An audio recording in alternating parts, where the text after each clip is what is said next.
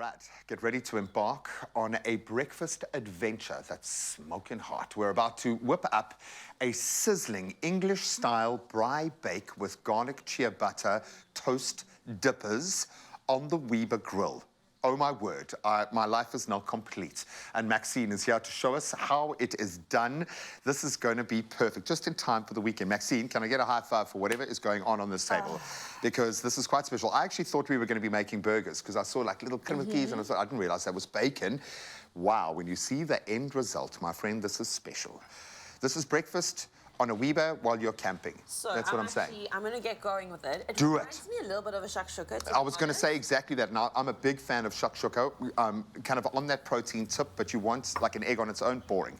You want to kind of explore different flavor profiles with that. So we are combining some caramelized onions, some tomato relish, and bacon, the best, of course, to kind of give that English breakfast-style energy to this base sauce. It's a simple flavor profile that you want to get right. It is, but it's so delicious. Like, you just literally combine these flavors, The bacon, have we pre-cooked it? It's pre-cooked, yeah. Okay, so we've done it with the bacon and the onion to really get that flavor out of it. We're really just heating these elements because we're going to break the eggs in, put a lid on, and kind of let them poach in the sauce. Okay, so and obviously the eggs, we don't want to be too hard, so we don't want it to cook too long in the space. We want the infusion of the flavors. And I'm thinking, how much is the smokiness, the braai, going to lend to this flavor profile? Well, I'm hoping a little bit, especially when we put the lid on, but especially when we toast our garlic dippers, our little ciabatta, then we're going to get a real smoky braai flavor coming through, so that's going to be amazing. I love that, because that's often what I miss, is having something to get the unctuousness of the sauce out. You want to just get that. The textures are amazing, absolutely beautiful. So while you work on the star of the show, we've got a sneaky little added ingredient here. This is going to be some camembert. I mean, we're going to pop it into the sauce. You can also break it roughly with your fingers, but I'm just trying to be a little bit tidier. No, I like that, because when you serve this, it's a bit of like food theatre. Exactly. And what I love about the WEBER, what we're discovering now is when you want to cook with it, not just go for that kind of stock standard braai, but when you want to kind of up that level a little bit, you've got so many ways to be able to add nuance. So you can adjust the air dampener that will increase or decrease your temperature according to what you need. The more air going into the braai, obviously the hotter the braai is going to be, because oxygen feeds the flames. The less air going into the braai, the cooler it's going to get. So for this, we don't need too much heat.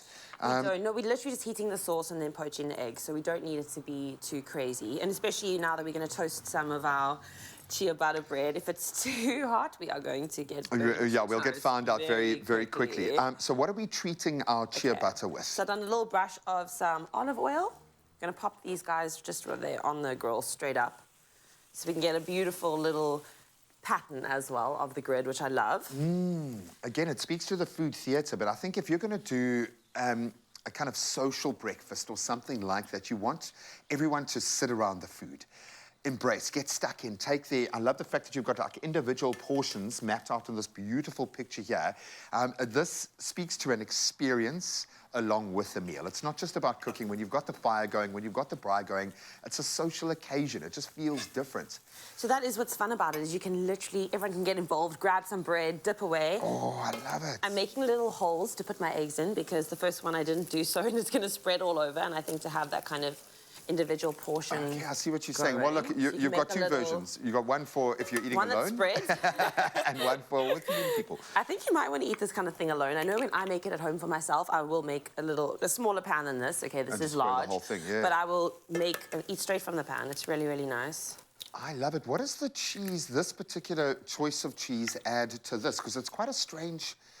I wouldn't have thought to put this cheese in there. Well, a really nice gooiness as well, because it does hold its shape a bit. So if we go and put grated cheddar everywhere, it's just going to kind of be so distributed. But here, you can quite literally get your bread into the cheese and get, you know, a real cheesy piece if that's what you're wanting. Because sometimes you can't see the wood from the trees, and you want that from a flavour perspective. What your eye is seeing, you want to make that connection with what you're tasting. Exactly. I think that's part of the joy of being able to craft every bite becomes a slightly different flavour. Oh, look at that, the bread's just... I know. So I'm just a little flip. Like, once again, we don't want burnt toast. And then we're going to take them out in about 1 minute and rub some garlic on. Such an easy little trick. You literally take a garlic clove, rub it onto the top of your bread, and you have... Because the bread's rough, it's going to grate it kind of in a sense. And obviously you don't want a very, very strong garlic bread with breakfast. So this just kind of adds Yeah, a bit of flavour without being too overpowering. Yeah, and I think the textural element isn't lost on me as well, because you've got this beautiful cheese, you've got this great sauce that you want something, a vehicle to carry that, to be able to kind of dip in there. Exactly. I love this. This is an opportunity, because breakfast, we kind of always think of the English. There are so many wonderful flavor profiles that are activated with an egg. It's like the wonder. There's a reason why we sing in my household, eggy, eggy, eggy, can't you see? Do you sing that in your household? Sometimes your love just hypnotizes me. Yeah, we do. The whole family sings the eggy song. Oh, my God. And I love the fact, now we've got camping trips planned for this this upcoming holiday break, and this is beautiful. This speaks to soul food. This speaks to the family coming together around it. I must just add, so with these eggs poaching, it would be ideal to put a lid on here so they can poach a bit quicker. I don't have a lid for this exact pan right now. We could put the whole braai lid on, but I mean, we'll be done. No, I don't want the people must see it, because you it's can so watch beautiful. it bubbling away, but I think at home it really, really helps to pop a lid on so the steam can actually cook the eggs a bit quicker as well. And it'll infuse those flavors as well. I think there is something magical about the smokiness that comes out on the Weber when you pop that lid on, and then you get to control the heat, as I said, with the dampener. You are empowered, so you really can be a chef on the braai when it comes to the Weber. I love it, man. Oh, if you want to get your hands on this recipe, and please try to emulate it and show us pictures and videos, you can find the recipe on expressoshow.com as Max does our final garlic grate. I love that. A bit of garlic, and then of course a little bit of salt as well. I would literally, each person can get this at their own station, so they can do their own vibe. If you like more garlic, go for it. If you want some chili flakes, go for it. And also how fun to have a kind of interactive experience as well, you know, so everyone's not just being served, they can actually be involved in the whole process of, you know, eating, building their breakfast exactly how they like. I love it, because breakfast is a personal experience. I know I've been denying myself breakfast for the longest time, but my fast ends on the weekend, so this is the first thing that I shall make for breakfast tomorrow.